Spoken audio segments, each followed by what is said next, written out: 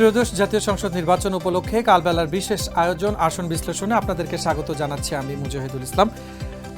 নির্ধারিত আসনের মধ্যে আজকে আমরা জানাবো ৭৫ নম্বর জাতীয় সংসদের ৩০০টি আসনের মধ্যে ৭৫ নম্বর আসন, যেটি কুষ্টিয়া ১। কুষ্টিয়া ১ এই নির্বাচন আসনটি কুষ্টিয়া জেলার দৌলতপুর উপজেলা নিয়ে গঠিত।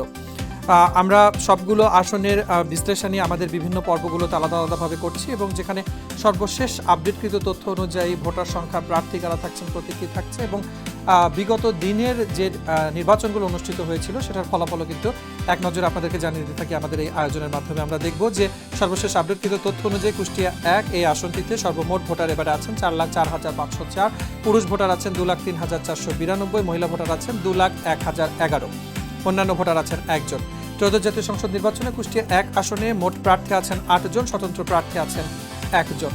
এবারের যে নির্বাচনটি অনুষ্ঠিত হচ্ছে ত্রয়োদশ জাতীয় সংসদ নির্বাচন, সেখানে অনেক নতুন মুখ আছেন, অনেক নতুন দলের উপস্থিতি আছে এবং যার কারণেই আমরা আমাদের আয়োজনে প্রত্যেকজন প্রার্থী, তাদের বরাদ্দকৃত প্রতীক এবং তারা কে কোন দল থেকে প্রতিনিধিত্ব করছেন সেটি কিন্তু আপনাদেরকে জানিয়ে দিয়ে রাখি প্রতিটি পর্বেই।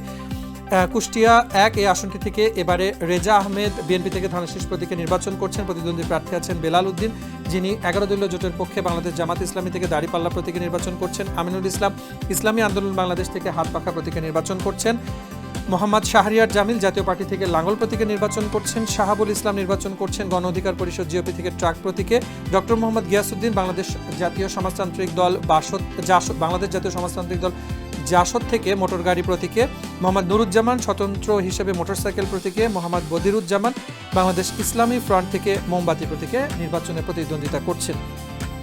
ত্রয়োদশ জাতীয় সংসদ নির্বাচনের আগে বাংলাদেশে ১৯৯১ থেকে ২০২৪ পর্যন্ত, অর্থাৎ দ্বাদশ জাতীয় সংসদ নির্বাচন পর্যন্ত কারা নির্বাচিত হয়েছিলেন, বিজয়ী প্রার্থী, তাদের নাম, তারা কোন দল থেকে নির্বাচিত হয়েছিলেন এবং তাদের প্রাপ্ত ভোটের সংখ্যা কত ছিল সেটিও আমরা এক নজরে দেখে নেব। ২০২৪-এ রেজল হক চৌধুরী এই আসনটি থেকে স্বতন্ত্র প্রার্থী হিসেবে ট্রাক প্রতীকে নির্বাচিত হয়েছিলেন। তার প্রাপ্ত ভোট ছিল ৮৬,৫৩৯। আকাম সারোয়ার জাহান বাংলাদেশ আওয়ামী লীগ থেকে নৌকা প্রতীকে নির্বাচিত হয়েছিলেন ২০১৮ সালে। ২০১৪ সালে নির্বাচিত হয়েছিলেন রেজল হক চৌধুরী স্বতন্ত্র প্রার্থী হিসেবে আনারস প্রতীকে।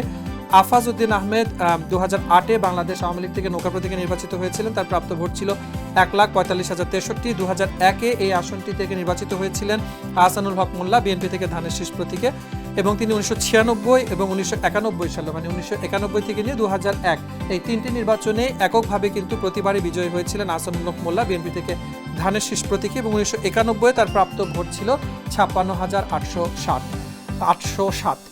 আসন ভিত্তিক নির্বাচনে ফলাফল এবং সেটার বিশ্লেষণ নিয়ে আমাদের প্রতিটি পর্বের আয়োজন থাকে। আজকের পর্বে এই ছিল আয়োজন। দেখা হবে নতুন একটি পর্বে, থাকবে আরও বিস্তারিত কিছু তথ্যের বিশ্লেষণ। সে পর্যন্ত কালবেলার সাথে থাকুন।